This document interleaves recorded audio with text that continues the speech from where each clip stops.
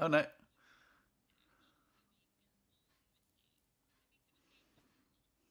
Oh, what's going on?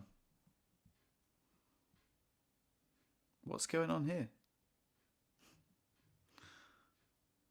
Are we having issues? Hello? I don't know if I don't know if we're having issues. Can you put in the comments if we're having issues? Brittany's just gone. She said that I went, but I think that she's gone.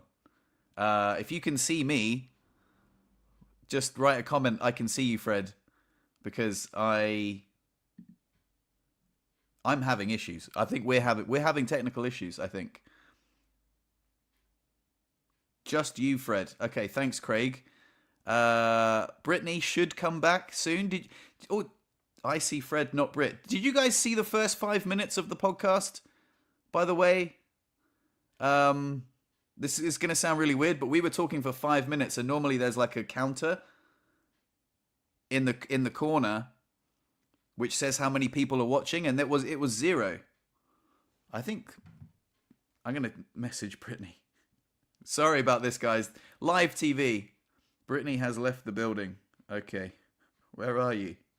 Where did you go? I'm in the studio.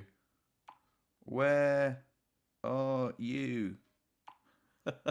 Excuse me, everybody. She was just here, I swear. Well, this is awkward. We were having a lovely conversation about parenting and all sorts of things. I don't know why the counter wasn't going up. So we've been live for 7 minutes 45 seconds, but I have a feeling that there was some sort of delay, and now there's like yeah, I don't know. Give me a sec. Sorry, everyone. I'm calling Brittany now. I think we might have to start over, James. You might be right. We might have to start over. Hello. What's going on? You just went cut out. No, you've left the studio. Apparently we're live. There's loads of people watching, but apparently the first 5 minutes weren't live. I don't know. We might have to start over. Yeah, let's start over. All right, we're gonna start over. Sorry, everybody. Oops. All right, I'll see you back in the studio in a bit. Okay. That's live TV. Sorry, guys. We'll do another. Oh no, hang on. She's back. She's back. Hold on. She is back in the room. Come on. Wait a second. Here we go. Let's make some magic That's happen. so weird, Hey! because you weren't in my studio, so I was by myself. You weren't in my studio. That was weird. And also, Were I was you? saying, like, the counter wasn't going up. I kept thinking it was weird because, like, there's a counter which says how many people are watching live, and I was like, is no one watching? That's like possible, but unlikely. So I think the first like 6 minutes of the podcast didn't go live. Like, a lot of people said that they didn't see the conversation that we were having. Weird. Okay, so they never saw anything? I don't know. Give us a shout if you heard Brittany talk about parenting, Jacob, alcohol, boundaries, etc. Because apparently, I don't think they heard that. So I think it says we've been live for 9.5 minutes, but I actually think we've only been live for like a glitchy 3 minutes. Yeah, I have no idea what happened because I thought I was all by myself. James says I can nothing see at you. all. Brittany has left the building. No, Britt. I can see you, Fred. I see Fred, not Britt. Just you, Fred. Oh, that's so weird. Because on my end, you had gone. Well, right. Apologies, everyone. This was a terrible start to the podcast. Right, so if I upload this to Spotify later, I'm going to just begin again. I'm just going to assume that no one saw anything, and we're just going to begin again, and we're going to have that 5 minutes again. You can forget the thing about apes on tape. Okay. Are you ready? Yeah, we're ready.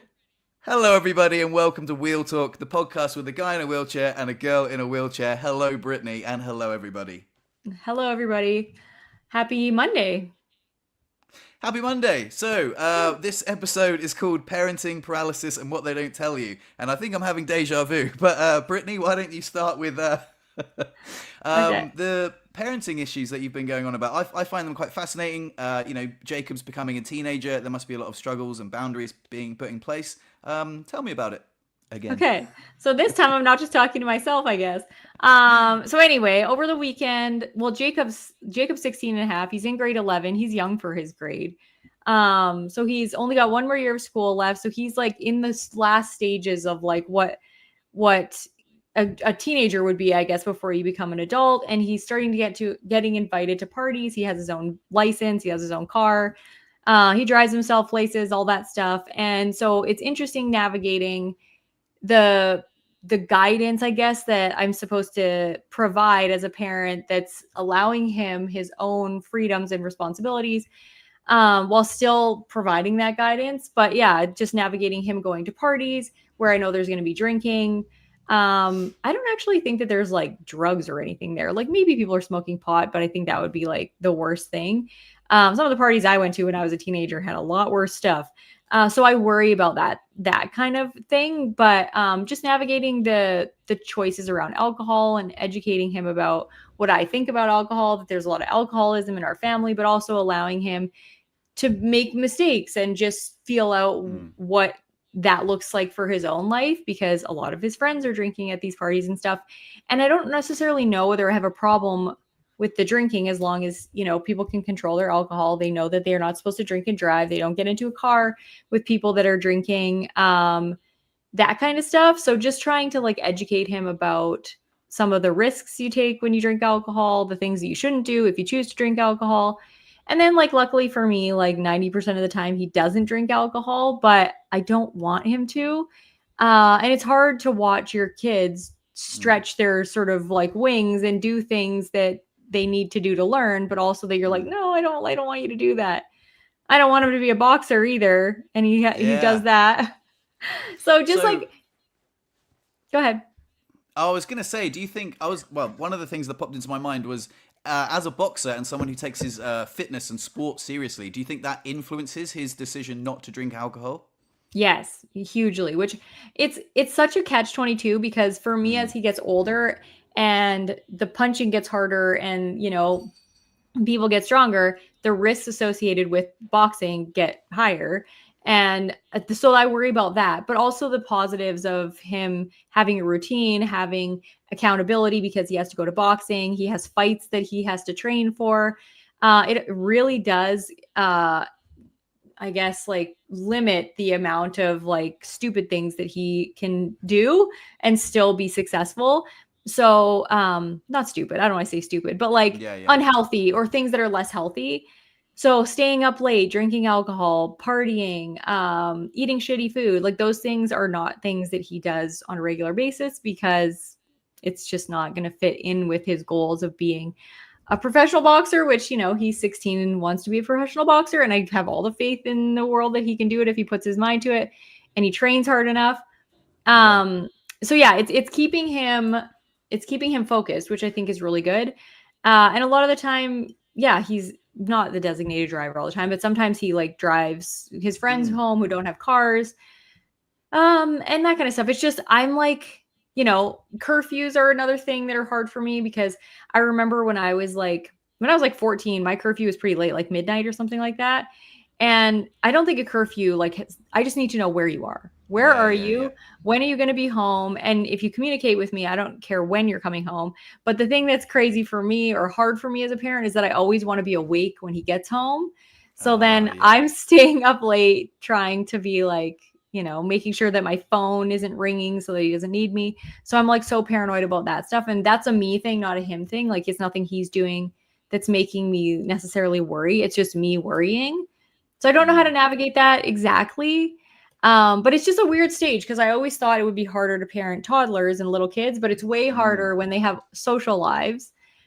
Yeah. And trying to like, I'm worrying about that. And it's such a weird thing to worry about. I don't know. It probably doesn't make sense to somebody that's not a parent, but like me worrying about their social life and wanting it to be good, but also not too good. And I want you to have friends, but I also don't Yeah. want you to have friends that do dumb things. And, Yeah, like yeah. it's just, yeah, a lot of stuff that I can't control, and it's hard. But as a young adult, surely you can have like logical conversations with him, and be like, "Hey, like these are the choices you can make. These are the consequences that could happen. I can't wrap you in cotton wool. I want you to spread your wings. You do need to make mistakes." and learn from them as a person, as a human being. I want you, obviously, I kind of don't want you to make any mistakes. I want you to tell. Yeah. I want to, don't want you to take any risks. But at the same time, he does have to take risks, and also I think it's like you say, it's catch-22. He's a professional boxer, or he wants to be a professional boxer, so he takes his fitness seriously, which means he's less likely to drink alcohol, eat shit. He's going to be the designated driver. He's not going to get drunk that much. Perhaps he experiments with alcohol a little bit, but then also he's going to get punched in the head a lot, and you're like, Yeah. oh my God, like, why can't you just like take up, ballet dancing or something, I don't know, like. I think that's the thing that's so scary is you can't protect your kids from everything. I mean, and it's obviously, I know this. I know that like my mom couldn't protect me from getting paralyzed. And there's just a lot of things that you see out in the world. And this is why like I don't like social media, because my social media algorithm loves to send me people dying of cancer, people that get in car accidents, somebody's like dad murdering like the 3 kids, or the husband murdering their 3 kids, or so, you know what I mean? Like it just loves to send me that stuff because I read it. I'm like one of those people that are like, oh my God, this poor family, or I donate to like a GoFundMe. And so then it's just like, she loves tragedy, send it all her way. And so then I'm like, oh my God. So then I worry about all these negative things in the world. And just trying to like alter your worldview, though. That must make like, oh my God, there's so many dangers in the world. He could get murdered, or all these other things. Where I think that could be, like a falsely negative view of the world. I think that's the danger of like being bombarded with all that information. Yeah, which is why I try to be very realistic about the actual risks. But I also know that no matter how safe my kid is, no matter how many good choices they make, like I still can't protect them from every little thing. Every time he gets in the car and drives somewhere, I worry about him. And I know that like that, it goes away a little bit. I used to worry when he would walk to school, and now he could be gone for hours and I'm not worried about him unless he's not answering his phone or something when I'm trying to get a hold of him. I know that he's safe. I know that he's smart. I know that he generally proves to me that he makes good choices, and he's made mistakes in the past, as 13, 14, 15-year-old. And it's always like how he handles the mistakes and like the way I see him navigate those experiences that allow me to either trust him or not trust him if he tells the truth about the things that he does. And for me, that's huge. If you make a mistake, just tell the truth about it, because it's worse if you lie about it. I don't care. I would react less negatively if you were just like, I did this really stupid thing, than if you were like, I didn't do anything stupid and then I found out that you actually did, because then I don't trust you. And trust is ultimately like the thing that's going to allow you to have freedom from like with me. So yeah, like it's just a weird thing to like navigate, like how do people worry less? And I always think about my own parents, because my parents used to get so worried, even like as an adult, when I would drive anywhere by myself, like long distances in my vehicle. And I used to be like, why are they like, oh my God, they're so annoying. Yeah. They're so worried about me. And now I'm like, oh my God, I totally understand why my dad was worried about me. Like if I get into a car accident, I can't actually get out of my car. I'm like stuck in the car, and all these things that my dad, envisioned. And then obviously once I do it enough and, I'm safe and all that stuff, then their worries are sort of like quelled a little bit. But yeah, it's just it's a weird thing. And even Jamie, like navigating, like she had a really good friend a while ago that she stopped hanging out with. And I got to know that girl's mom a little bit. So then I'm like, why don't you hang out with this girl anymore? Like what's happening? And so I'm like always worrying about weird stuff that has nothing to do with me, but that I'm like, what if she doesn't have any friends? What if this other girl doesn't have any friends and you just stopped hanging out with her? You know what I mean? Like that kind of stuff that I worry about, which is like ridiculous. But yeah, it's just such a weird questions. Go for it. Do you think that you getting paralyzed early on in your childhood or teenage years affected how much your parents worried about you, like moving forward? Yes. Oh, for sure. Like my parents were, it depends. I had a little bit more freedom in some ways because my parents didn't think I could get into as much trouble being paralyzed, which is another weird like conversation about parenting in terms of like what my mom thinks or like things she vocalized as a teenager about my ability to do things and get into. She's like, she would always be like, well, it's not as, you just can't get into as much trouble as an able-bodied person. Like she would say stuff like that. So I like grew up with like these like things about that limited my sort of potential, because wow, my yeah. mom That's always interesting. had really weird things about stuff. Even like she'll say something like, this is like totally off topic, but she'll say something about like a paralyzed person being less able to cheat. Well, they're not going to be able to cheat as easily as an able-bodied person. I'm like, Mom, that is the dumbest thing to say. That is so Yeah. like ableist. I'm like, I could cheat tomorrow if I wanted to. I could go into any bar I wanted and cheat. I bet you I could cheat easier than Joe. I'm like, and she's just like, Well, that's definitely true. No offense, she's Joe. yeah, and she's just like, no, like people just, so she has those weird things like that. So she gave me freedom in other ways that because she was just like, she's not going to get into trouble. And if I had my boyfriend with me, I could literally do anything. I could go anywhere I wanted and stay out as late as I wanted, because I had somebody with me, right? But I know for me, like because I got hurt as a teenager and because I thought I was smart as a teenager. Like I'm smart. I'm never going to get hurt. It's only dumb people that do stupid things. And now I see those exact same thought patterns in my own kids. Like when I try to explain to Jacob, like nobody wakes up in the morning and is like, I'm going to do something really dumb and probably get paralyzed. Nobody thinks that. Yeah. It's always something that they don't expect to happen that happens, right? And so just hearing some of the like, I don't know, the invincibility sort of like mindset that kids have worries me a little bit. And I am not stupid enough to think that just because Jacob doesn't tell me, he'll say I didn't drink, doesn't mean he didn't drink. Do you know what I mean? Yeah. Because I did a lot of things that my parents didn't know about. My next question is, seeing as you got paralyzed while you were around about Jacob's age, maybe you were a little bit younger though, right? But seeing as you got paralyzed around about that age and you were quite sensible, does that make you worry more because of your personal trauma? That, it could happen out of the blue? Yes. That I have that weird, well, and it's not even that, it's not weird. It's like natural. I know that Yeah. bad shit happens no matter how much you can prepare for it.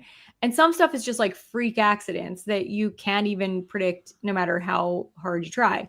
So I have like a little bit of that PTSD response that makes me worry a lot. But I also try to keep that mostly to myself because I don't want my kids to worry. And I know that they accommodate my worrying as much as they possibly can. Like Jacob texts me all the time when he's out, which he doesn't have to do. And a lot of parents would think, oh my God, like your 16-year-old son is texting his mother, every hour or two. And I'm like, yeah, he is. And he's so good about it. Like he's just like, hey, I ran to Walmart with my buddy and we're back at the party now, kind of thing. And I love that he does that because it makes me trust him. And it also just makes me know that like he's cares about the boundaries that I have around his freedom. And that if he wants freedom, all I need to know is where he is, that he's still alive and when he's coming home, kind of thing. And as long as he can give me those things, then he has more freedom. So he might just be doing it because it's like, oh, I gotta text my annoying mom. Just a sec, guys. But he's still doing it. Yeah. But I think I'm 42, and I think that my mum would like it if I text her so much. Like, I think she'd still like it. But I'm just going to the shop, mum, even though we live in different countries. Bless her. She messaged me. Oh, I think she called me up, actually. And I got really annoyed. And I'll make this public apology, mum. I'm very, very sorry I got annoyed. But sometimes when you get to my age, it's very frustrating when this happens. But I put out the video, I think it was the podcast with Brian, where I showed me falling down the stairs. And obviously, I'm on a podcast weeks later talking about it, laughing about it. She calls me up after just watching the podcast, almost in tears, saying, oh my God, Fred, are you all right? I just saw a video of you falling down the stairs. And I'm like, yeah, of course I'm all right. What are you talking about? Like, we spoke about it on the podcast. We laughed about it. Like, it's in the past. But she, bless her, she's a little bit, she's suffering with some mental struggles as well. But my point is that is, I reacted very negatively to that because to me it's bloody obvious that was we were laughing about it on a podcast. You know, there's no need for you to worry about it. It was something that happened weeks ago. Yeah. But that was, for me, I don't know. Can you understand like how I was just like, oh, for God's sake, I'm a grown up. Like, we'd get over it. But you know, obviously, when my accident happened, that affected her enormously as well. Yeah. Like getting that phone call, being like, something's happened, Fred's in the hospital. That affected her immensely. So I try to be mindful and patient, but sometimes I'm just like, get over it, for God's sake, I'm an adult, you know. But she Yeah. always says, you'll never understand until you have kids of your own, and she's probably right. Oh yeah, she is right, because you worry about the most ridiculous things. Like, just an example of like how crazy my mind is. So on Friday we went to our acreage, and Jamie had a bunch of friends come with her. So she had 2 friends with her, and we now have 2 trailers because we have our old trailer and we have the new one that we bought. That's not new, but it's new to us. So Joe and I were sleeping in the new trailer, and all the girls were sleeping in the old trailer. And I have this weird thing, because in order to heat the trailers, they have propane tanks. And so I have this weird thing about like carbon monoxide poisoning, because you always like hear like these crazy stories of like have propane leak and people dying. So I go to bed being like, oh my God, like in my mind, this is all in my mind. I don't say anything to Joe, but I go to bed being like, oh my God, please don't be a propane leak or anything like that. Because I'm just like, that would be terrible. How would I call these girls' moms and being like, you know, they all died in their sleep? Like, I go to sleep. This is my brain. I'm telling you, it's my brain is so crazy. And I have to be like, thank you. I know that you're trying to protect me. I know that I was in a horrible accident. I know that you want me to always think of the worst things to try and prevent them. But there has been times that I can't get it out of my head that I've woken Joe up at like 3 a.m. and I'm like, you have to go turn the propane off. You have to shut it off. Like, I can't sleep. And he's just like, we're all going to freeze. I'm like, I would rather freeze all night with no heat than worry about like dying of, carbon monoxide poisoning. So like every once in a while, my brain goes haywire like that. And so me worrying about my kids in like the most obscure, like random shit will happen. And I have to keep that to myself. Otherwise I seem like a crazy person. Then my kids really will think when I bring up stuff that, oh, mom's just like, she worries about everything. So I try to only really worry about the things that are relevant. So like when Jacob is out and I'm like, don't get into a car with somebody that's drinking and driving, like things that are relevant to that moment for him. But I'm not going to like, try and protect him from random shit that's just my brain being, catastrophizing something. Yeah, James has written CO2 detectors, which is a really good, but that's a logical solution to essentially an emotional problem, because you'll still be like, what if the CO2 detectors don't work? Exactly. Like, we'll have to have a backup CO2 detector. What if they both fail? And I can understand that they wouldn't like, I can understand a little bit how that would soften it, but like you'd still find something else to worry about. Oh, I have them all over. And if Joe is like, he'll hear about it. If our CO2 detector is, the batteries are low or something, like he knows my crazy and he puts up with certain parts of it. And then other times, like I'll be like, go check on Jacob in like at 2 a.m. He's 16 and he's sleeping in the basement. I'm sleeping. I'm not going down to check on my 16-year-old son. I'm like, please. It's like, no. It's funny that because he's in the basement that you're like, well, you go. And you're like, well, I can't go. It's going to take me ages to get in my wheelchair. Da, da, da, da, da. I sometimes do, though. I get in the lift, I go down the stairs, and not very often, like every 6 months or something, I'll get like this weird thing where like I need to go check on Jacob. But I have like my brain just goes Looney Tunes sometimes, and as a parent, it's hard. Yeah. Well, I have to admire you for the attitude that you had at the beginning when you were saying that you've got to give him some rope, you've got to let him make his own mistakes. You've got to set some boundaries, but ultimately, treat him like a young adult. And he sounds like a really good egg. In fact, look, there's a great comment here. Jacob sounds like a very good kid, raised right. I think, I agree. Jacob actually respects. I think, from the things that you've said to me about him, I think, oh, what a cool kid, like I think everyone, there's probably a load of people listening be like, oh, that would be like the dream kid. I wish I could have a little Jacob, but I've got little Roger, and he's just such a little dickhead. He's out That's smoking crack with his friends. That's That's so funny. That just reminded me of a part on your podcast where Benji was talking about at some point you enjoy the get-togethers with your family when you're older, but when you're like, you know, a teenager, you're like, oh, my parents are coming. Where are we going to smoke the crack? I Yeah. laughed so hard. It was like, it's so true though. Like one Yeah. point you don't want your parents around.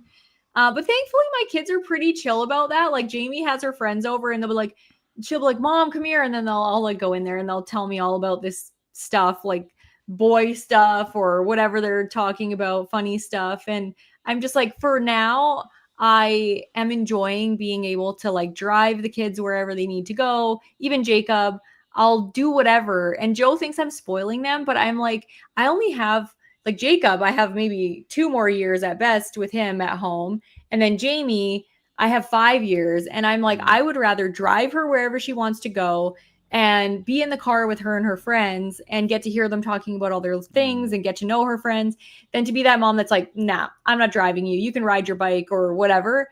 Because I can't do a lot of physical things with the kids now that they're older and they do a lot of physical stuff. So I would rather be that person that's just sort of a staple in their lives in other ways, right? So it's always interesting navigating that, but Joe would never like drive the kids wherever they want to go, but he can also, you know, go skiing with them and go do the stuff that I can't do. Like he's teaching Jacob how to use the chainsaw. Well, I'm not going to do that. So I'll sit in the car with Jacob. That's really sweet though. That I love that you're mindful of that as well. Like you're like, oh, you know what? This time is finite, you know, with them at this age, and once they leave the nest, they've left the nest. So, you know, I heard a great statistic. Oh, well, this is actually probably a scary statistic, but I think it's like 97% of the time you spend with your kids is like when they're, you know, when they live at home. As soon as they move out, that's it. Like that's 3%. 3% of the time. I think it was something like that. It was anyway. It was just as shocking. And you think, wow, that's wild. But then you think, well, the time that you've spent with them, you know, when they're very, very young, it's constant. You know, it's constant, and then once they leave the nest, that's it. And you really want to squeeze as much juice as you can while they're living there. And I think that's a great attitude, you know. And I think it's nice to be mindful of that. I think a lot of people sleepwalk through parenthood, and then they're like, oh my god, you know, what happened to my son or daughter, you know, and they just become strangers. I actually feel bad. This is kind of full circle to a conversation we had before the pod, but where I was talking about, like, on the other podcast, the like trying to be a better son, you know, like, because I feel as I want to be a parent, you know, sometimes, again, this is I know I'm saying this on a public platform, but sometimes my mum will ring and I'll be like, oh, I can't talk to you right now. And during my mushroom ceremony, I remember thinking, what was I doing that was so important that I couldn't talk to my mum? Yeah. And it happened the day before and I couldn't remember. I was like, what could possibly be so important that I hung up the phone, you know, on my mum, and I didn't even call her back? So that's shocking to me because she spent so much time nurturing me, you know, into the man I am now. I owe her so much, and I can't even answer the phone to her because I'm like, I just spoke to you yesterday. What could you possibly want today? And that's bloody rude. It's rude is what it is. And so I don't know why that happens, but I think it's sad that, and this is just like, it's not sad, it's just reality. I think people think that parenting or being, you know, a son or daughter is going to be more enjoyable than it generally is. I mean, like when my kids were little, everybody always thinks like, oh, you want to play Barbies with your daughter. No, you don't really. You're like, I don't want to play Barbies.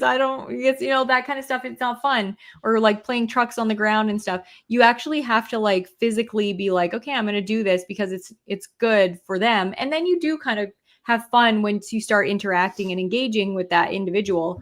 But even now, like when Jamie's like, do you want to play cards, Mom? My first instinct is like, no, I don't really want to play cards.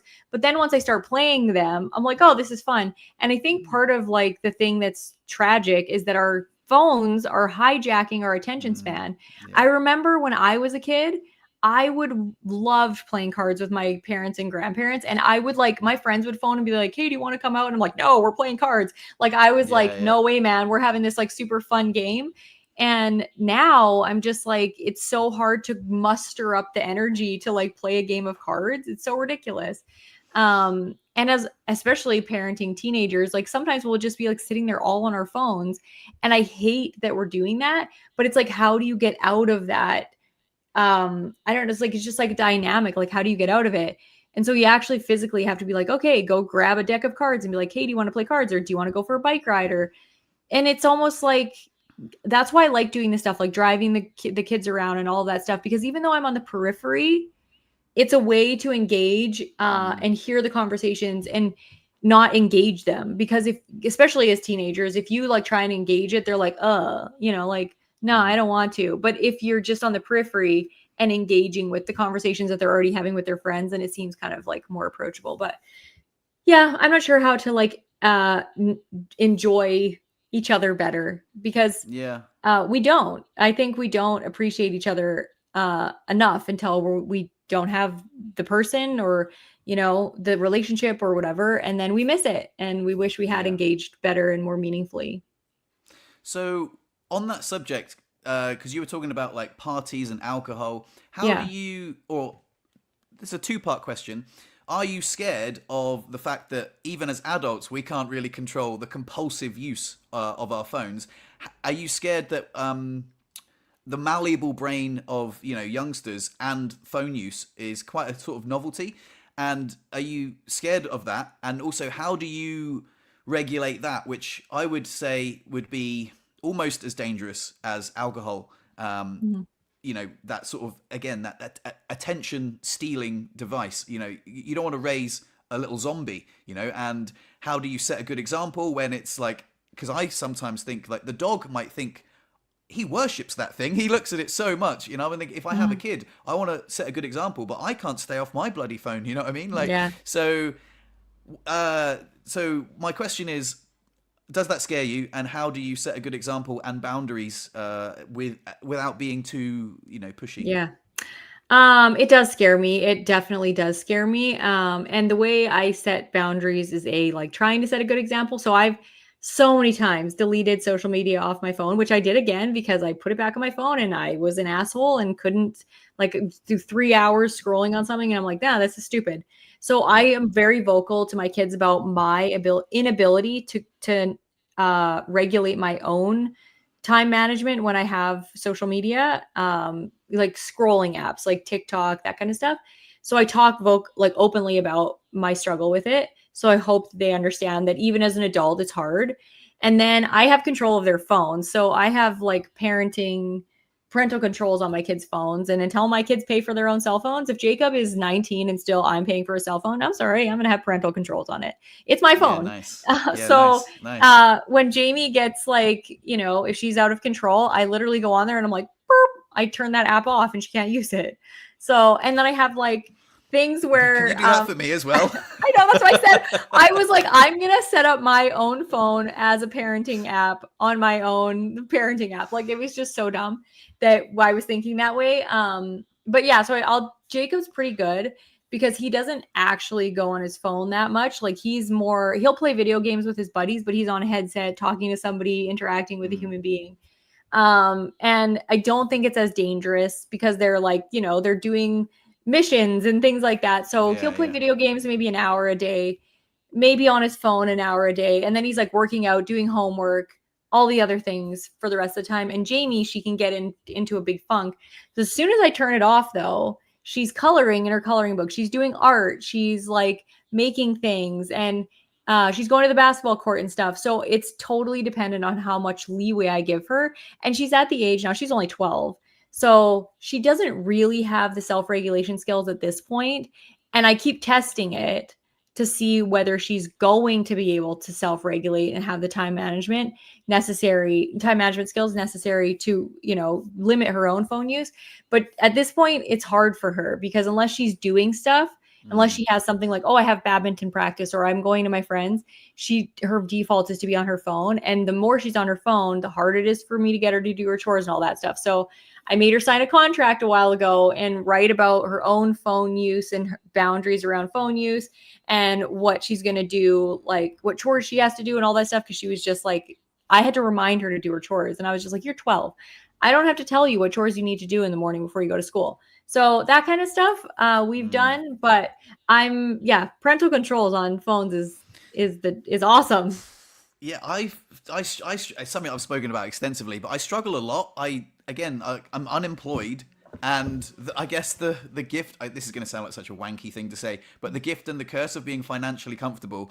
I'm like, it sucks not having a purpose. I was chatting to ChatGPT about it. Sorry, I was gonna and saying,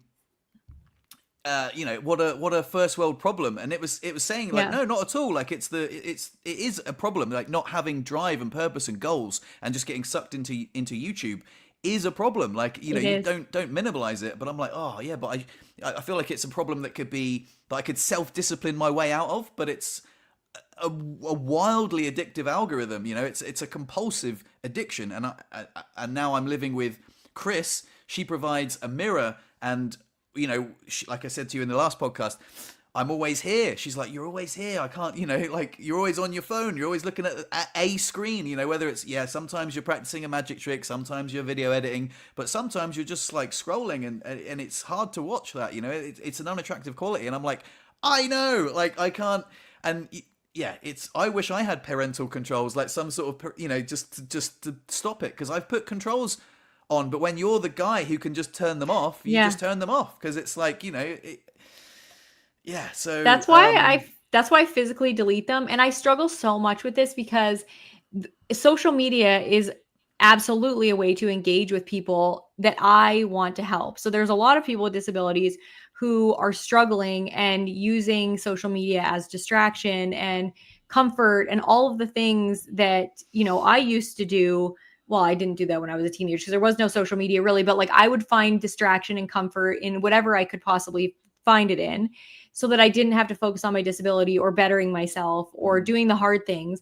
And if I could just reach those people on social media, and a lot of people that have found me through Instagram or other things rather than YouTube. And so I struggle so much with wanting to be on it to create content, but also not be part of the problem. Because I ultimately want people to watch my stuff so that they can go and live their lives. I want them to never need me at some point. And if you can't be on social media and post regularly, then you can't, find those people. But I really don't like being on social media.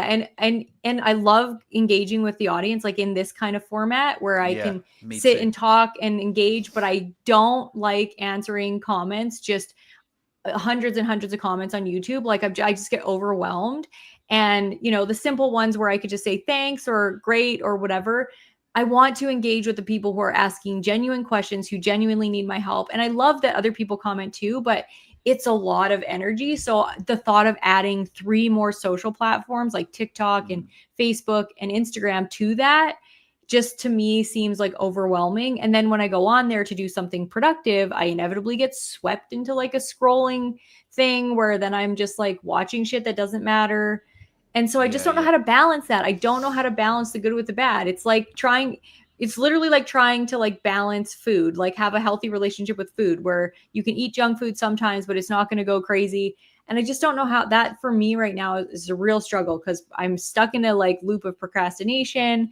I am having a hard time getting into like a flow state where I'm like, this is what I'm doing. I'm having a hard time focusing. And so I just don't know where social media fits with that. But much of what you just said resonates with me so much. I want to start off with a lady who I spoke to recently, and I said to her, "Oh, I'm not on Instagram." She was like, "What? You're not on Instagram?" And she was shocked. She's like, "I can't believe you're not on Instagram." And I was like, "Yeah, no, I find the whole platform quite cringy and honestly wildly addictive. I don't agree with it whatsoever. So I'm not on it." She was like, "Oh," and I know that this lady posts all the time. She's like one of those ladies that does like the stories, like documents her day every day. And she's like, "Oh, well, I have to be. It's my work." And she works as a personal trainer, and apparently she frames that as like, I have to be. It's my work.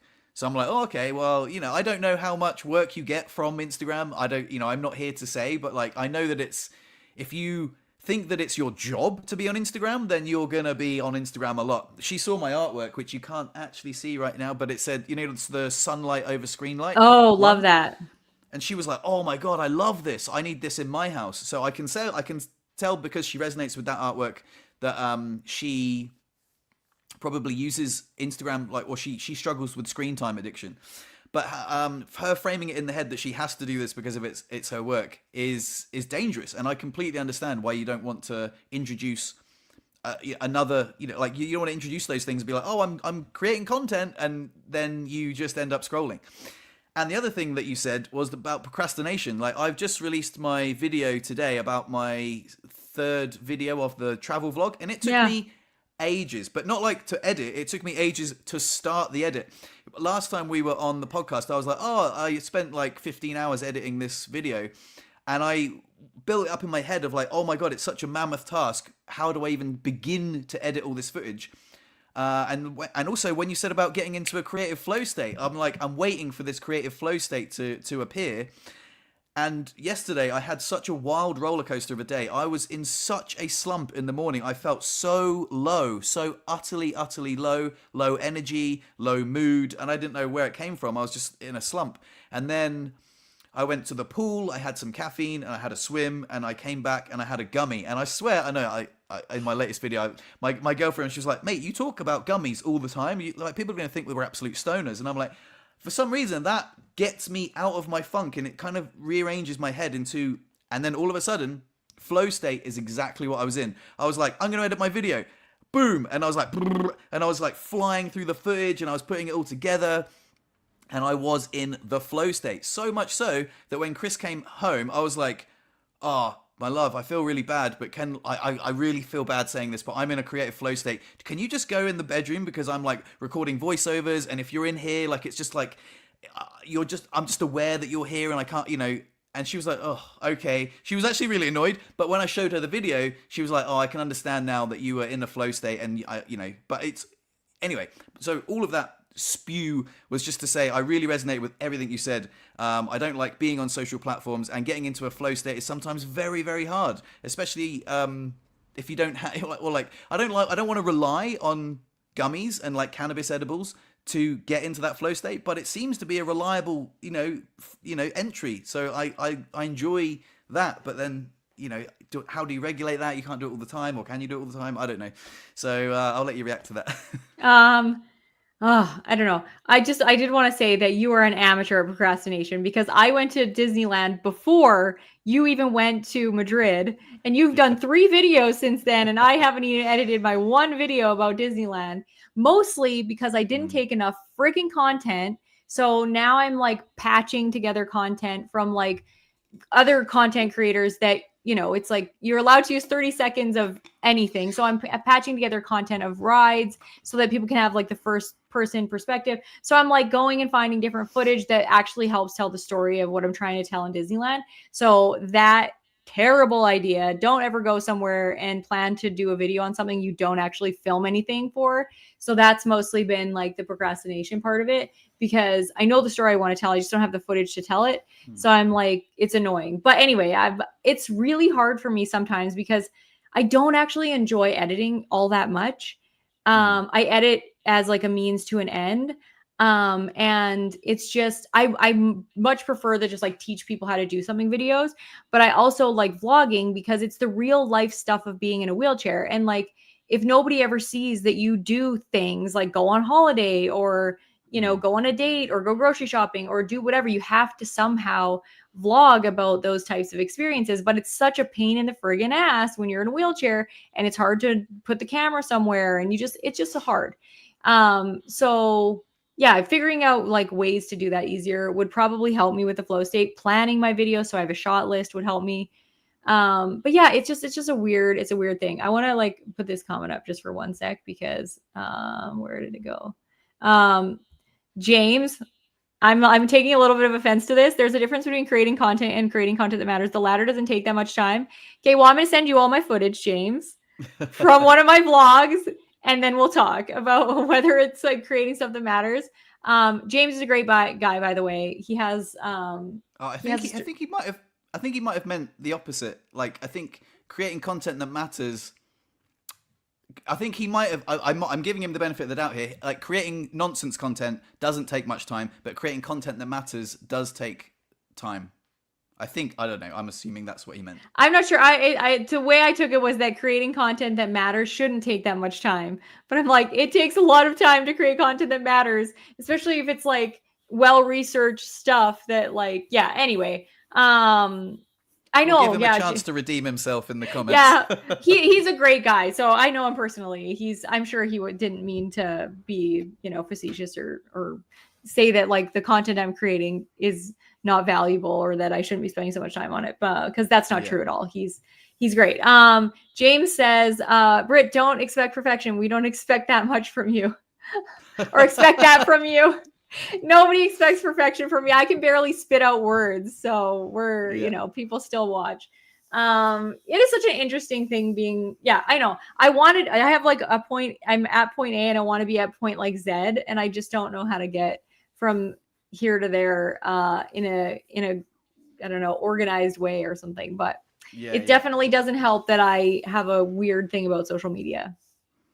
Yeah. But so I wanted to address that as well. Creating content that matters is really important. So when I made the video and I uploaded it, and it took hours, like, don't get me wrong, there was loads of, like, I won't go into the boring details, but once I uploaded it, I got a copyright thing saying, oh, this video can't be monetized because of like 12 seconds of footage where I used a song. And I was like, well, I don't want to take that song out. And that's why I love the Patreon. And I'm not going to try and like sell you on the Patreon if you're listening. But what I love about the Patreon is that I get about $60 a month from people that support my channel financially, which is amazing because I get nothing from YouTube. Like, they pay me like tiny bits. And I always put the ads off. It's actually something I wanted to bring up. If you see ads on my videos, I'd love it if you just write them in the comments, because I put the ads off on purpose because I hate like watching a video and then an ad pop up. I always turn off mid-roll ads. But then YouTube said to me the other day saying, oh, we're going to start putting mid-roll ads in your content so you can earn more. And I'm like, I don't want that. I don't want people to see, I don't want my content to be interrupted by pesky ads. No one likes advertising. So if I do get like a copyright strike, not a strike, but like something that says, this video is going to earn you no money, I'm like, no worries, because I've got the Patreon community that support me, and I'm like, that's cool, so I don't care. I'm not going to put ads on those videos. What was the other thing I was going to say? If you do have a copyright strike though, or a copyright like notice, they will monetize your video, and the person who's the owner of that 12 seconds of that song, they'll put ads on your video. You have no control over it. So if you do have that, in case you didn't know that, I'm like, they're still going to put ads on your video. But that's a very good correction. Yeah, they will monetize that video, but I don't get anything from it, which is annoying because I'm like, it's 12 seconds. Exactly. So that's really annoying. Anyway, what I wanted to say was, not only, and when you say content that matters, I got a beautiful message the other day from a lady. I've got it up here. It was a buy me a coffee. I haven't had like a buy me a coffee in ages, but some lady called Asa. I can't find it right now, but she bought me 2 coffees and just wrote a lovely thing saying, oh, I love listening to the podcast. I'm from the Netherlands and I just think your content's amazing. Here's a couple of coffees. And that just means the world to me. But like, even if you don't contribute financially, even if you just leave a lovely heartwarming comment that says, this video was amazing. This made me feel better. This inspired me in many ways. And like you said, if I can show people what life in a wheelchair can look like, like wheeling over cobbles and, going down hills and falling out my wheelchair and not dying, showing that I'm not made of glass, but, realistically showing that it could have consequences or whatever. I love creating content. I love helping the community. I like making content that matters. That is a beautiful feedback loop. That is enough for me to keep creating. That's kind of what I wanted to say. Me too. I love the comments when somebody articulates how my video has helped them or helped somebody that they love or something like that. That keeps me coming back, like, long after the money or whatever, that the $100 that I get from AdSense or whatever. But yeah, it's like sort of like I don't like ads. I skip every ad but I know that that's how content creators make money on YouTube. So it doesn't necessarily annoy me that much, which is why I actually prefer like the way sponsored videos are structured in terms of like that there's an ad that the content creator is talking about. And even if it's not something I care about at all, I sometimes like that better than just like a random ad that YouTube is putting on, because it's not the content creator directly getting the money from it. It's YouTube getting it. Whereas Yeah. if it's like a sponsored post, then, the content creator gets the money for it. So like if you see me doing a sponsored post, I've been paid by that company to do it. It sometimes reduces like the trust that people have in the content creator, because then they're like, now they're just doing ads or whatever. And if it's sponsored, they're like, oh, do you actually care about the product, or you just want to make money kind of thing? So there's a balancing act to be like had in terms of like how much sponsorship stuff you put on your channel. But at the end of the day, like we spent hours doing stuff, and I didn't realize how hard YouTubers work until I became one. And so to me now, unless somebody is like ridiculous, every video is like a sponsored thing and everything, then I'm just like, oh my God, okay, shut up about it. But if it's well placed, genuinely helpful products that people are going to use and that are going to help change their lives, then I have no problems like sponsoring and getting sponsorships for my channel. But yeah, I have ads on all my stuff. If people don't like it, they can just skip it. I feel like that's not the least they can do, but like if they're watching my content, then they can skip an ad. So on the subject of ads, the only ads that I have turned on are the ones of like, so there's a video of me like how I got paralyzed. That's like the most popular one. And there's the ones that like the devotees watch, for example, like the one of me doing the bath transfer where you can like see my willy for like a split second. And I'm like, oh yeah, put mid-roll ads on that one, baby. That one went off like recently. It's got like 13,000 views in the last month. And I'm like, and YouTube can pay me for those. But otherwise, my videos, they get like 500 to 1,000 views. I don't want, people, I don't want it interrupted by nonsense that you don't want to buy anyway. Exactly. Also, James Teague has come back clarifying. Lol, not what I meant. I see so much content from people that doesn't mean anything. They post 50 times a day showing what they had for lunch, a thought they had, and their cat. You get what I mean. Your content is important, and that is worth the time to create. Thank you. Thank you. I appreciate that. Yeah, I totally agree with that. I see so many friggin' useless YouTube channels out there that are very entertaining, but so utterly like, just useless. Like there's no point to it whatsoever other than somebody making something entertaining, which I guess movies are. Movies are entertaining, so there's plenty of people out there making entertaining content, but there's such stupid stuff. Like I don't need to see another person eating a giant gummy bear like my kids would watch. Like it's all the junk food that they're going to eat. I'm like, oh my God, it's so stupid. Yeah. But there's other ones that, people might say are useless, but like it was two brothers and they were like artists and they would like make pancakes into like actual like characters and stuff. I'm like, those people are freaking talented. If you can make a pancake and flip it over and it can look like something like that stuff, I think is kind of interesting. So those aren't necessarily useless because those people are using their talents and entertaining people at the same time. But like if you're eating a giant gummy bear or making like a smoothie out of disgusting stuff and like making each other drink it, I don't want to watch it. I don't care. Nice. Right. Well, I know that we're at 7:00, but 7:00 for me.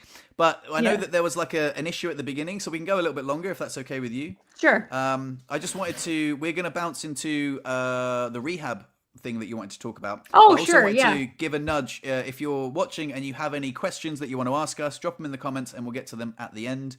And remind me to do a magic trick if I forget. And let's bounce into the next topic. You wanted to talk about rehab, the difference between your rehab, my rehab, and the current rehab. So why don't you introduce? Yeah, I wanted to ask you first what your rehab experience was like. Like what was it like? How long was it? How long was the stay? Well, how was it structured? Did you have set goals that they, when you come into rehab, this is what we're going to do? Or did you set the goals? Was it patient led or like healthcare professional sort of guided? What was it like? Well, my rehab was different because I didn't go to a spinal cord injury rehab center, like a specialist center. I went to just a just a rehab center. There were lots of people there with brain injuries and broken leg. Like there was this one girl who came in the same time as me, and she was in a wheelchair, but she had broken I think her leg and her arm, and she bust herself up quite bad, but she didn't damage her spinal cord. So it was quite heartbreaking for me, like watching her. Like me, I was like buzzing around like quite early on. And then slowly she got up and just walked out of the rehab center, and I was like, oh shit, like that was my little wheelchair buddy, and like I'm the one that's going to be in this wheelchair for life. So there weren't any other people with spinal cord injuries there. Like genuinely, I was the only one. So there were so many different injuries. I didn't have any common ground. Obviously the language barrier was a lot more back then as well. So I had my rehab in France. Everyone was speaking French, and I didn't have any buddies, And I imagine if you have spinal cord injury rehab in a spinal cord injury center, I think you have like a lot of kinship with people. You have to be like, oh, like we got injured at the same time. We're going to be pals. I know so many people that have like made really good friends in the rehab center. Yeah. I didn't, unfortunately. I mean, I made some really good friends with my physiotherapist. He's like one of my, actually we struggle to keep in touch, but every time we see each other, we're like, we're tight. He's a really lovely guy. He's called Dominic. Very, very cool guy. But, my rehab was like, for example, I've said this before, but for example, they didn't teach me like the manual stimulation, Oh, really? No. I had to learn that off Brian, off of Paralyzed Living, or off of YouTube, There's some So how did you poop in the hospital then? Exactly. They filled me up with laxatives, and then I was shitting everywhere. And I was like, oh my God, am I just going to like shit myself? I would be on the toilet for like 3 hours, and I'd be like, ugh, like trying to squeeze my like hyper contracted bumhole, like to squeeze out like the diarrhea, which they've induced with the laxatives they've given me. And then I'd be like, oh, it's not coming out. And then I'd transfer onto my wheelchair, and I'd be like, fuck.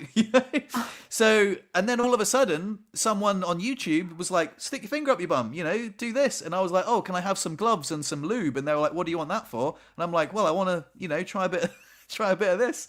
And then all of a sudden I was like, oh my God, that's how you poo. And yeah, so it was honestly, on a scale of 1 to 10, it was pretty low. It was, not, they just weren't, educated.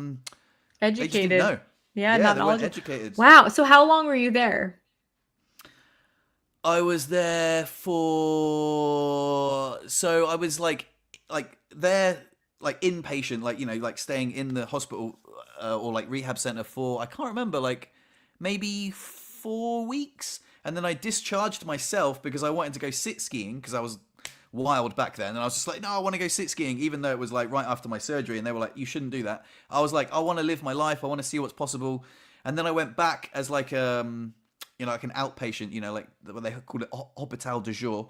And yeah, I was there for about 9 months, like, and then I was like walking in the parallel bars. For those of you that remember that, I wasn't really walking, I was just manipulating my spasms and then like shifting one foot in front of the other. It looked a lot like walking, and then everyone thought I was going to walk again.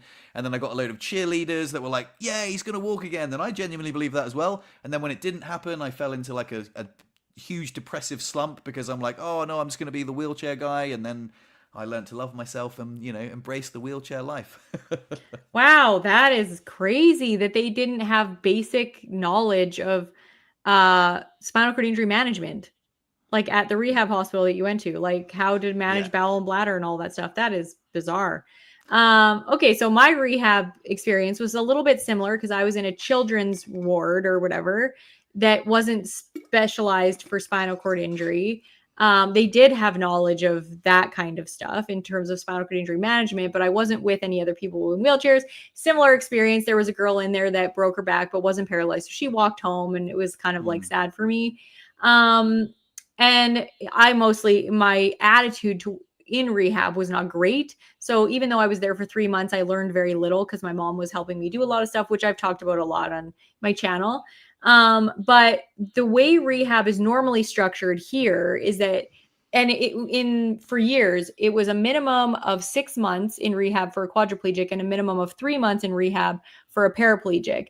And now it's 6 weeks for a paraplegic, and it's 12 weeks for a quadriplegic. And just the way that they structure rehab, they're busy all day with like physio and stuff like that. They cram so much stuff in. people are overwhelmed, and I think that they just aren't like taking enough actual time to learn the things that they need to learn. They don't let them go on weekend passes, so they're not allowed to leave the hospital while they're there, so they don't get to go home and be like, oh shit, this, I don't know how to do this at home, so we can work on it at rehab. Whereas before you had to have a mandatory pass to go home before you left rehab so that you could work on stuff that was actually going to be in your own setting. You actually had to have a place to go to that was accessible. And now they don't give a shit where you go once you're discharged. You just are discharged. And it's such an interesting thing because the reason I wanted to talk about this is that I've seen over the years it changing because I teach at the rehab hospital because we have something called a knowledge enhancement education series. And it's taught by partly peers with lived experience. So like me and other people. And then it's taught partly by healthcare professionals. So there's a lot of different topics. One of them is returning to the community, which I teach in terms of like mindset shifts, feeling like awkward around people, getting used to asking for help, getting used to being uncertain, all the things that you need to just get used to when you return to the community, figuring out transportation, bathroom stuff. And then I teach another one too called sexual health, or like it's changes in sexual health after spinal cord injury. Mm-hmm. So like trying to get an erection and like all of that stuff. And nobody comes, and it drives me crazy because like nobody comes to these classes, and they're supposed to be mandatory. They say they're mandatory, but nobody's even like, nobody's checking or making sure that these people come. So I spend my time volunteering to like get the curriculum going for these classes. And with all these other people planning the content, I spend my time to go. I drive like 45 minutes to get to the rehab hospital. I spend an hour at the rehab hospital, sometimes longer if I'm answering questions. And then like nobody shows up. And I'm just like, this is so annoying. And it's not even that like the people, I'm not annoyed at the people that are in rehab because the way they structured it is they've just made it so ridiculously rushed that nobody has any time to like think or digest any of the stuff that they're doing. And I think it's sad. Like the outcomes for people with spinal cord injuries is just getting worse and worse as they transition to the community because they aren't working on the things that really matter in rehab. And obviously, look at you. You had a negative rehab experience and you're fine. There's other people. I just met a girl or heard of a girl the other day who was in rehab maybe like 10 years ago. And she was injured as a kid and she's fine. She lives in a small town, like 5 or 4 hours away from where I live. She's had kids. And nobody even knows this girl existed. Where I was like, wow, who even knew that this girl went to rehab in our local community? Because she's fine. Like she just went home and learned how to do stuff on her own. But there's so many other people that are just floundering and not doing well because rehab is just structured in such a negative way. And I think it's so sad because the education classes are where they would learn the most because there is people in wheelchairs that come to them and they could ask so many questions and not even about the topic of the class. They just don't come. So it's like super, super annoying to me to watch. And I don't know how to change it. Like we volunteer our time, but none of the people at the rehab hospital care what any of us in wheelchairs have to say about the way rehab is structured. And it's so annoying. Like, wow. So annoying. I had a meeting the other day when I was there and we're just like, you need to change the times of these classes because you have them at 3:00. That's right at the end of all of their physio, all of everything. People are tired and it's right before supper. So the only downtime they get is between 3 and 4:30 when after their rehab is done or their physio and stuff and before supper. So they don't come to our classes. And I know that like, maybe I'm being arrogant, but I'm like, I'm more important for somebody to talk to than the OT because the OT doesn't live outside of the hospital. She knows what she's learned through all of her education and she knows from experience helping people kind of navigate the very first like maybe 6 months in a wheelchair. She doesn't know anything about how people actually live outside of the hospital long term. So I'm like, if they want to ask questions about how to go to the bathroom on vacation or how to drive or how to do anything, it's going to be like answers that come from people in wheelchairs. And so they need to come to these classes, but nobody gives a shit about the classes and yet they still make us do them. So anyway, I just thought it was like a weird dynamic. And I wanted to see like how rehab compares. Obviously ours was still better than what you had, but. Well, mine wasn't too bad, actually. Well, I was just going to say, what do you think is the reason for the lack of interest? Do you think it's the timing, or do you think people just maybe... I remember hearing Richard's story from Wheels to Walking, and he was saying that when they had a guy come in a wheelchair, and he was like, "Fuck that! I don't want to talk to the wheelchair guy." Maybe it could be something to do with that. I don't know. Have you interacted with them before? Have you had a positive interaction? I mean, I know that as people who live in wheelchairs, like we like to be like. I remember seeing a guy at rehab the second time I went back last year. And I was like, oh my God, another wheelchair guy. I wanted to be that sort of like inspiration for him. I wanted to be like, look how strong I am. You can be strong too. Like, sort of stuff like that. But I felt like it didn't land with him. No. And I just don't know why. I mean, maybe we just, I don't know. I don't know. I kind of wish I was trying to be the sort of person that I wish that I saw back when Yeah. I was first injured. But then I don't know, because when I was in that mindset, I don't know. So I don't know. Have you any I thoughts? think partly it's that people are overwhelmed and there's too much information being thrown at them. So I looked at the list of what the classes entail, and there's way too many classes to begin with. I'm like, nobody Ah. needs to know who, like, there's a class just on what spinal cord injury Alberta is, which is like a program to help people outside of the hospital with housing and all kinds of stuff, getting into sports and stuff. Well, I'm like, you don't need a class on that. This is like too early. You can give them the resources, because in the hospital, somebody from Spinal Cord Injury Alberta becomes a liaison for them anyway. So I'm like, they already know what it is. Why are we having a class on that? Even the returning to the community one that I teach, I'm like, nobody needs that one. This isn't important for what they need in the hospital. They need like the bowel and bladder one for sure. I think a nutrition one is super important, but they took that one out.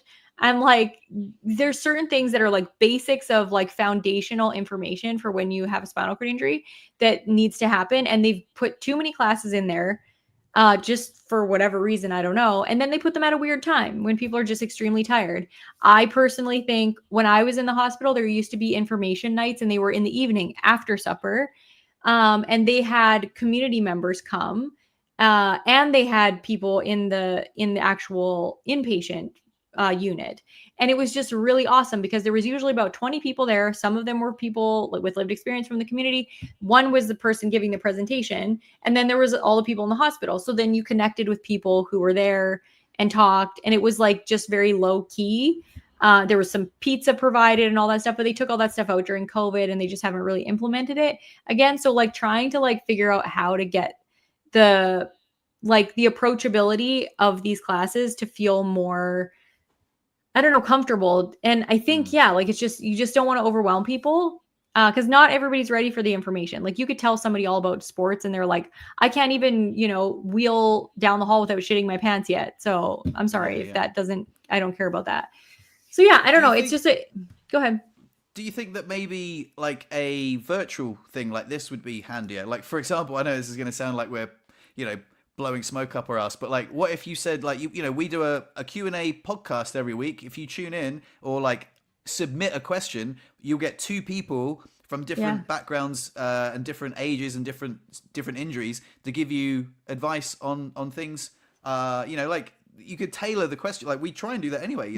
We do encourage people to give us questions, like that we can answer. Like we had some great questions last week, for example. So would like a virtual thing be easier for them, or I don't know. Yeah. You know what? I took a picture of all the classes that the Glenrose does, and I was like, I'm going to do this shit virtually way better because you guys suck at it. So I do think virtual is the way to go. And ultimately, the reason that I don't do this, because I don't know how to, I'm getting caught up in the how instead of just trying to figure it out. Because I want to do that rehabilitation roadmap thing where I bring together people from different rehab hospitals across North America, maybe Europe. I don't know. The time difference is going to be really difficult. But then people who are in rehab could be all together in a supportive environment, taught by people that are peers like me, you, whoever was being the teacher. And then it would be like a more one-on-one type thing in a virtual setting, which I tried to get the Glenrose here to do on what's the word I'm looking for? Trial basis or whatever. And they were like, yeah, that's never going to fly because you're not a doctor. And I was just like, you suck. I hate that. I'm like, doctors don't know anything about living in a wheelchair. I'm sorry. So they shot it down. So I'm just going to like figure out how to do it like on the side. But I do think just mentioning that we have like a Q&A podcast is like a wonderful start. And I'm going to talk about that every time and tell them to submit questions to Why not? our email. Why not? It's Yeah. super easy. They can do it from the hospital bed. They can do it when they're tired. You submit a question and watch it back later when's convenient. They don't have to tune in live. So yeah, I think Yeah. it's good. Totally. Anyway, yeah, I just wanted to like have that chat because I was like, is our rehab different than your guys's? And yeah, you one of the things that's so important in what you said or what I took from your experience at rehab is that it really doesn't matter what your rehab journey looks like. You can be successful regardless. And Yeah. it's really up to you how successful your life in a wheelchair is on how much you learn in terms of YouTube videos or other people you reach out to. Even just like whatever on the internet that you're researching about spinal cord injury management, you don't need a doctor. Doctors they're not going to live your life. You don't need a doctor to tell you that you can stick your finger up your butt in order to get the poop out. You didn't need a doctor to tell you that, and you learned it. So anybody watching, if you're having a shitty experience in rehab, you'll be fine as long as you take accountability for your own rehab and make goals, set goals, and then do enough research, whether it's on the internet or with people in your local community, to actually achieve those goals. Yeah, there you go. Shaz Am says, Brittney, because of you, I learned to have a quality life in a wheelchair and how to poop. Thank you. Well, you do have a lot of videos on poop. I do, yeah. But that was one of the things. That's why I always say I want people to stop worrying about pooping and peeing and start worrying about living their life, because it's like that's the worst when you're just so consumed with pooping and peeing. And even though I am still consumed with pooping and peeing, I mean, I have to worry about where I'm going to go to the bathroom and all of that stuff and peeing my pants and whatever, but it's not consuming my everyday, thoughts, and it's not taking my energy away. You know what I mean? Yeah. I get what you mean. Right, so shall we end with a magic trick? Let's end with a magic trick, and I'm going to see if there's any questions in here. There was one, I thought. Hold on, I want to get your attention for a quick second for this magic trick. Okay. So you said last week that you enjoy the mentalism, right? So I wanted to try something, and you said that you like cards. So I want you to imagine a deck of cards. If I spread them across right now, I just want you to just think of one of the numbers. Don't think of like the suit just yet, but just think of one of the numbers. And when you've got that, so you should be thinking of a card now, like of a value. And now think of the suit. So for example, if you're thinking of spades, you would just think of spades, and you would like burn it into the front of your head. Okay. Now you should be having a card in your mind. Now I want you to remember that card, but now I want you to change your mind. Okay. I want you to think of a different card. So for example, if you're thinking of a picture card, now think of a number card, and if you were thinking of a number card, now think of a picture card. So, for example, you might be thinking of like the King of Hearts, and you would just like think the King of Hearts. Yeah. Okay. So now you should be having another. Okay, I got it. Okay, you got one. Okay, great. Yeah. Now, what I want you to do is I want you to spell the card out in front of you. So for example, I want you to think of the first letter. So, for example, if it would be like the 7, you would think of like an S. Okay. So now think of that first letter. Okay. Okay. And now I want you to think of a month of the year that corresponds with that letter. What if there is no month of the year that corresponds? Well, don't worry about it. That's absolutely fine. Now I just want you to think of the value. For example, I'm picking up that you might be thinking of a red card. So, for example, I just want you to think of the value. So if it's hearts, you just like hearts. But actually, I think it was diamonds. You were thinking of diamonds, right? No. No? Were you thinking of hearts? No. Oh, shit. Sorry. But you were thinking of a queen, right? I was thinking of a queen. You're thinking of the Queen of Clubs. I was. Oh, my God. I was like, he's going to fail this one. And you didn't. Oh, my God. That's crazy.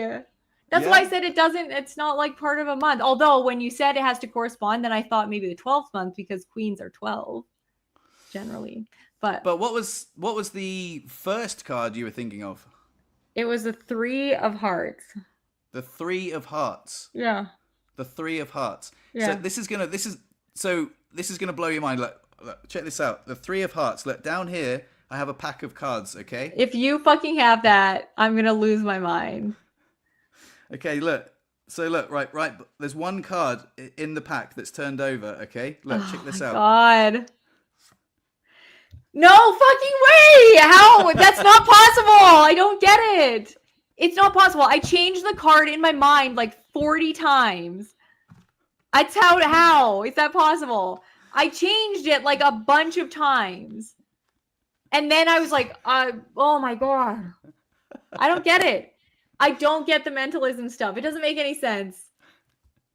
That's bizarre. Your hands were in front of the camera the whole time too. Like you couldn't have just been like, oh my God, I don't get it.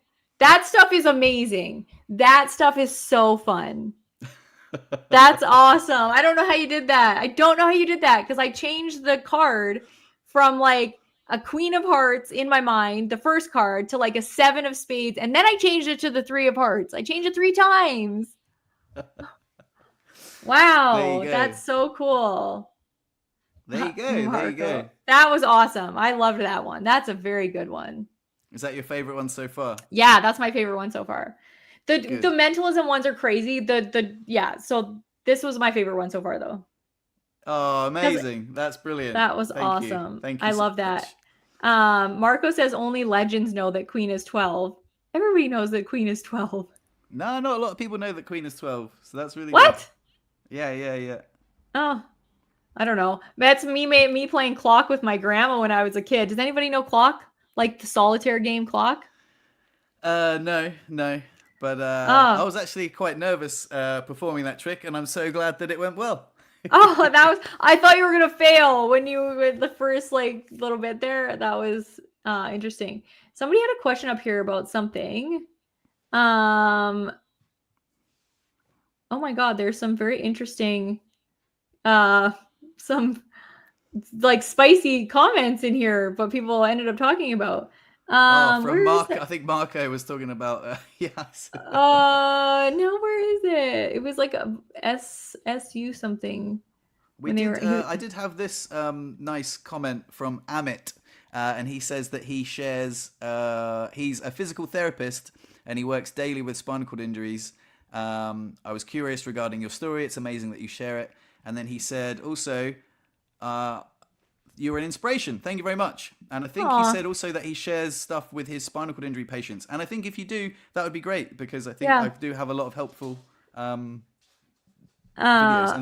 You do. Especially at the very, like, because you follow your journey from like the beginning of you struggling mentally, like with your mental health. And then now, like, I think it's just such a cool journey to follow. This one, were you a wild child, Brittney? I wasn't actually that much of a wild child. I got into some trouble, when I was like 13, 14 kind of thing, just doing dumb stuff. Like I tried pot for the first time when I was 13. And after I was hurt, I didn't drink a lot because I didn't want to have to pee a lot. So I would like smoke pot here and there. And I remember one time, like everybody was like rolling a joint up over my lap and all of the like stuff got all over my lap. And then I came home and my mom was like lifting me down into the basement. And she was like, you smoked a joint, didn't you? And I was like, no. I was like, nope. And then my cousin was like, yes, we did. We totally did. And I was like, you can't lie at all. It was hilarious. It was really funny. So like not big like trouble. I was never big trouble. I can't find the thing that I was looking for and it's bugging me. I have a question. This one.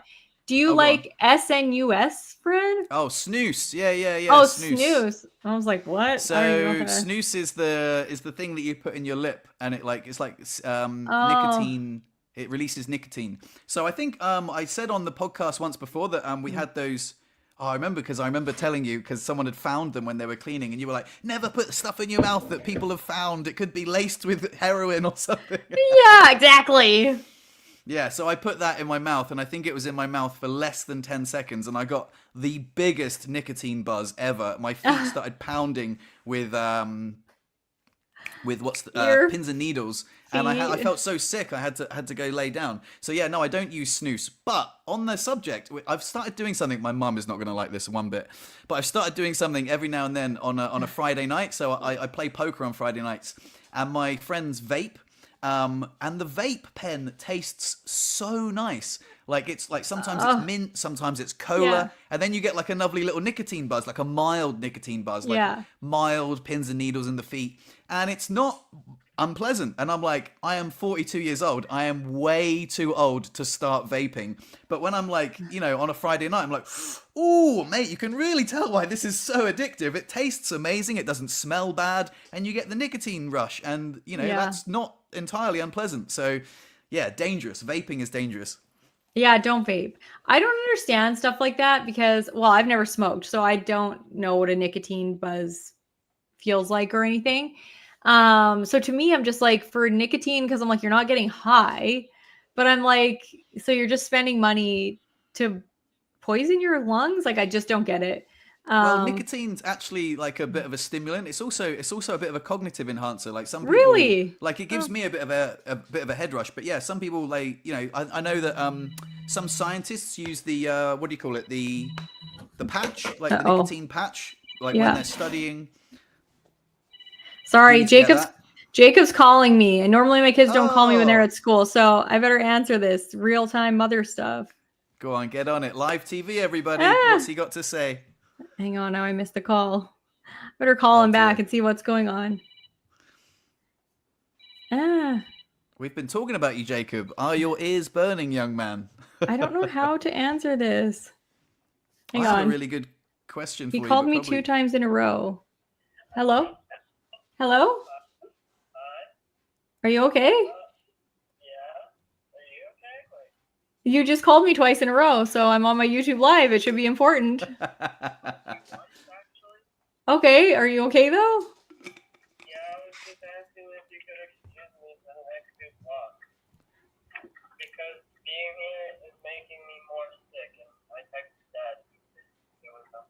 Okay. Okay. Okay, bye. Love you too. It wasn't that important. He's sick. He's coming home and I have to excuse him for the afternoon because something with the absences. But he called me twice in a row, so I thought it was something important. Sorry, Mate, guys. your mind must have been going, oh my god, 2 times in a row, what's going on? That is my mind going. I have to Yeah. tell you this funny story while we're on this, and then we can end this like podcast because it's super long. But like one time when Jacob went to a sleepover, he was like 13 years old. And I didn't really like the friend that he was sleeping over at the house of, but I was like, I'm going to trust him. He's almost 14, So I drop him off and I say to the kid, "Are your parents home?" And he goes, "Yeah." And I'm like, I'm like, okay. So I was like, that was not a very like trustworthy. Yeah. So I said to Jacob, I told Jacob to come here. I said, like, be smart. I don't know whether his parents are home for the night. You know what I mean? And so Jacob's like, okay, I'll be smart or whatever. And then in the middle of the night, I can't take my phone to bed, which I normally don't do, just in case he texts me. I didn't realize that my phone was on like silent. So I wake up to like 17 texts from Jacob. Mom, Oh, wow. mom, are you awake? Mom, please, mom, hello. And it Blimey. was like, I thought he was like, something was bad happening. And then I call him, he doesn't answer. I'm like, oh my God. I show Joe the text. He's like, oh my God, something's wrong. And so then I'm like, I had his friend's number. So I call him and I was like, he answers, he's like, hello. And I was like, is Jacob okay? Like, he texted me a bazillion times. And then he's like, I'll get him to call you. So then Jacob calls me. He's like, I just wanted you to add more time to my phone because the parental controls turned it off. I was like, Jacob, you do not go, mom, please wake up. Please, mom, I need you. Mom, please.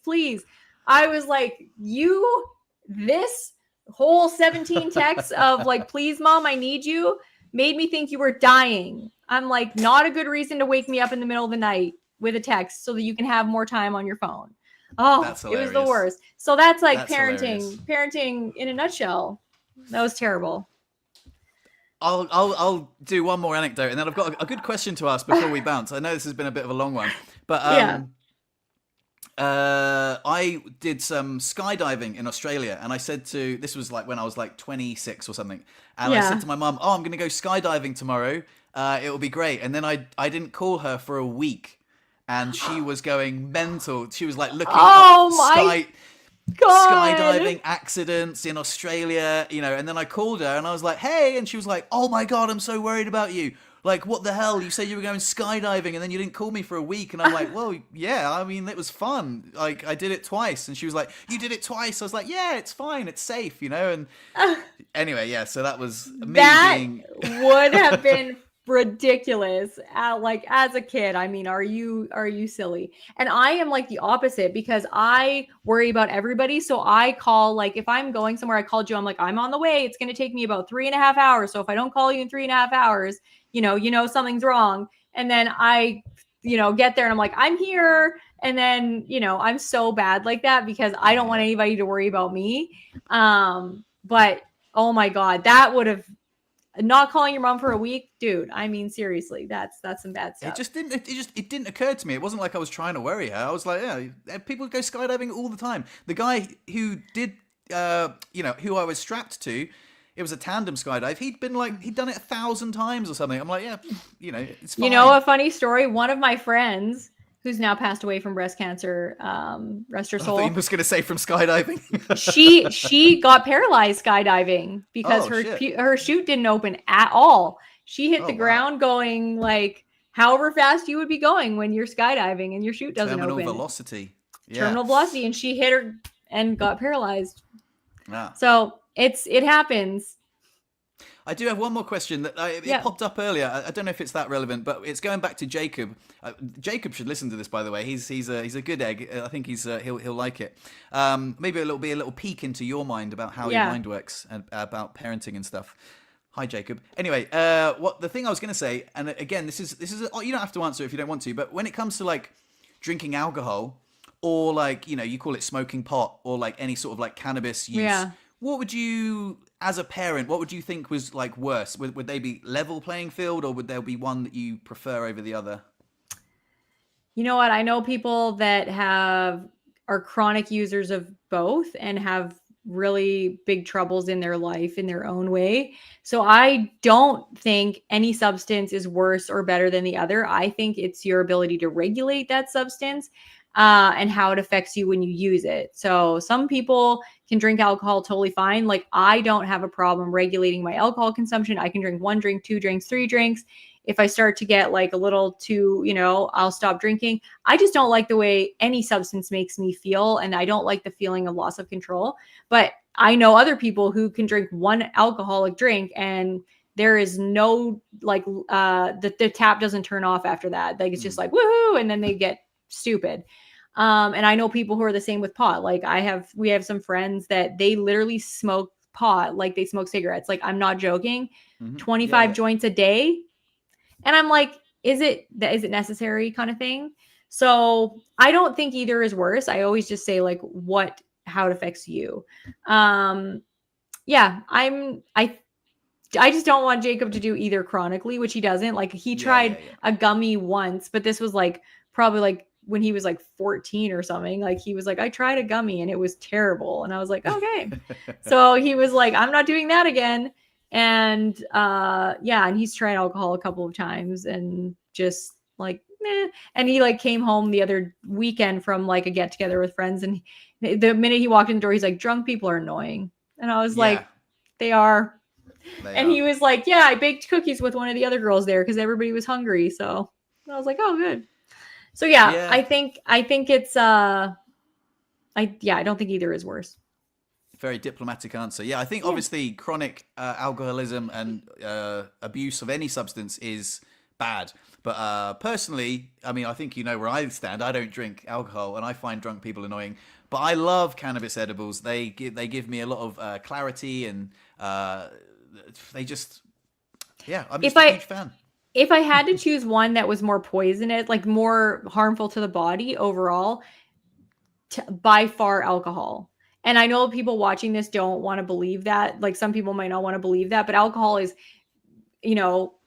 easily more poisonous to your body and more damaging overall, especially if you're a chronic drinker, than edible gummies. So like if you're smoking pot, that can damage your lungs. But like edible gummies and stuff like that, almost like they're not damaging to your body in terms of like poisoning it, whereas alcohol definitely is. So if I had to pick one that was worse for your body, it's alcohol for sure.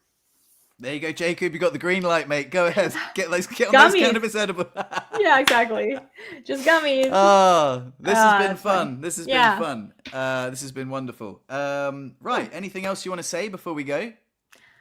No, thanks for watching, everybody. I appreciate you sitting and listening to our rambling and our banter and all the things that we sometimes go all over the place and do. But yeah, it's always fun. So see you next time.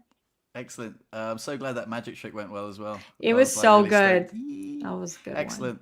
Right. See you guys. See you next week. Bye. Bye.